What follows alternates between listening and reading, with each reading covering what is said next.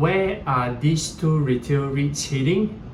This is a recap of Fraser Centrepoint Trust and Capital Land Integrated Commercial Trust. And I would recommend that you watch this video first so that you understand my reason of why I only put these two REITs into my portfolio.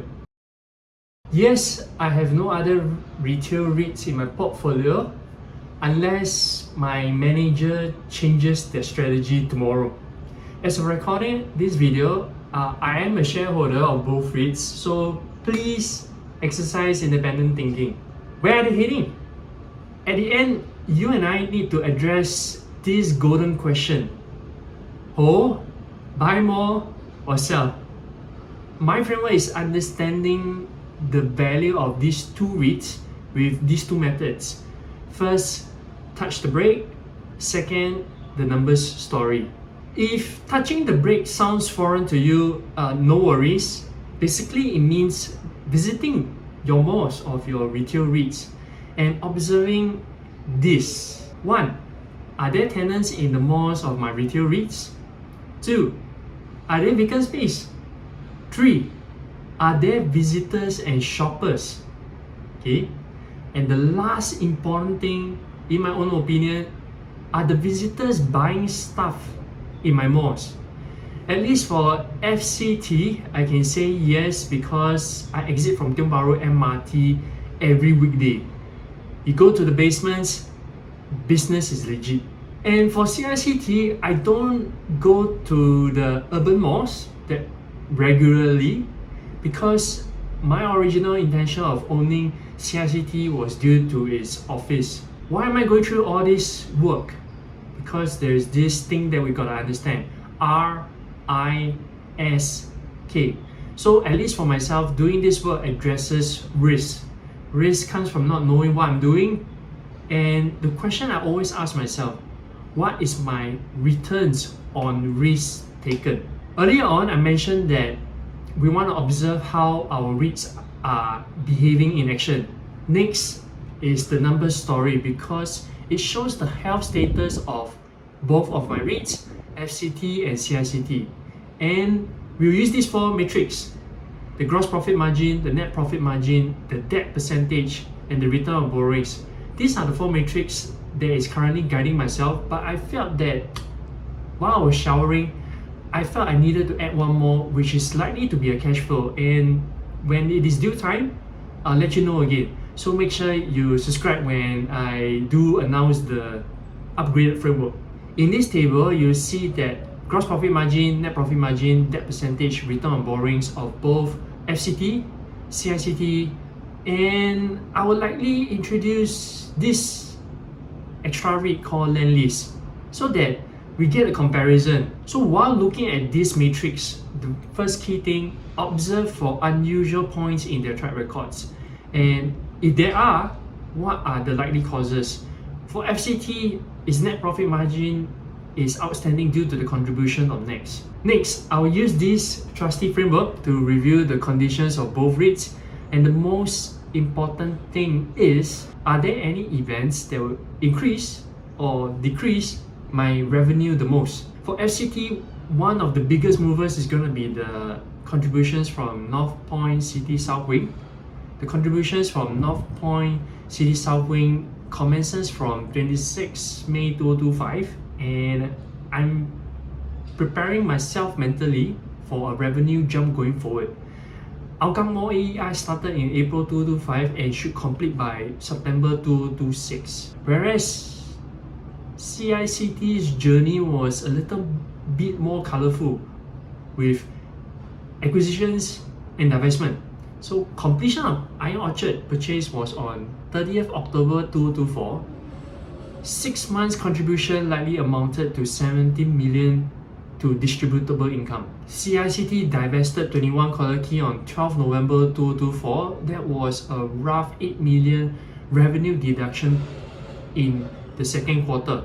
On 30th May, CICT sold 45% interest in the Capital Spring Service Residences. And on 26 August 2025, CICT declared that they want to buy the remaining 55% of Capital Spring office and retail. Though the property yield is a low 4%, but these are the events that is going to increase or decrease the revenue of CICT the most. Of course, there's going to be AEIs that will happen in Lot 1 Shoppers Mall, Tampines Mall. So in a summary for CICT, you got two additions, which is the Iron Orchard plus the remaining 55% of Capital Spring. And we also have two reductions. They have sold 21 Collyer Quay away and the Capital Spring Service Residences. For AEIs, I'm neutral. Cost of running business is second after the revenue. Finance cost from borrowing is going to be the most significant mover. It would be nice to have low interest rates. However, I've actually assumed that the cost of debt is going to be a flat 5% so that I'm immune to this. But of course, should the interest rates rise beyond 5%, that is something that I also want to take note. You might be thinking right now, so what's the need to know all this? And I'll explain it in this way. Because remember the golden question, hold, buy more or sell. How certain are the DPUs for FCT and CICT at 6 cents and around 5.6 cents for the second half of the year respectively? Am I confident that these two REITs can deliver an annualized DPU of 12 cents and 11.2 cents? Because that is the value that I'm going to get from my two retail REITs at the end of the year.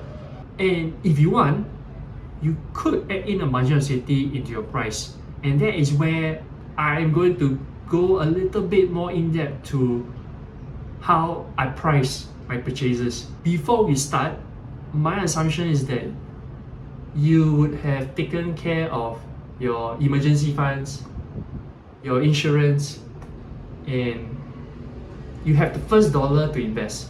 Initially, I never had a fund allocation system, but should I invest that dollar every time that money goes into my asset account? I always had that question. So I decided that, hey, let's set up a fund allocation system and it is going to be 30, 30, 40.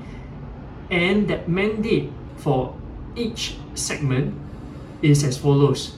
So first 30% of my funds go to a REIT that I understand and it gives me a 4.5% yield.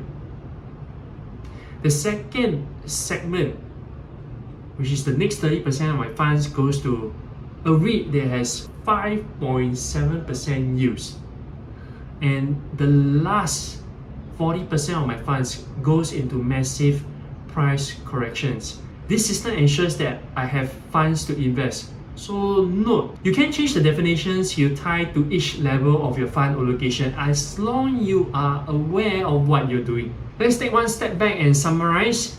Touch the brake means visiting your malls. The number story, the gross profit margin, the net profit margin, the debt percentage, the return on borrowing. The trustee framework, are they going to be big movers for revenue and cost? Because it changes my value. Price, the price to buy depends on my fund allocation system. Why am I sharing this? I believe you have your own target boards. You just view the number of investing videos on YouTube. But I'm not sure of the number of videos that addresses fund allocation. So I felt that, hey, let's incorporate this segment into this update so that it can guide you in building your own execution framework. And speaking of execution framework, are you aware of the rewards to risk ratio? I feel that you're in good hands if you understand this concept.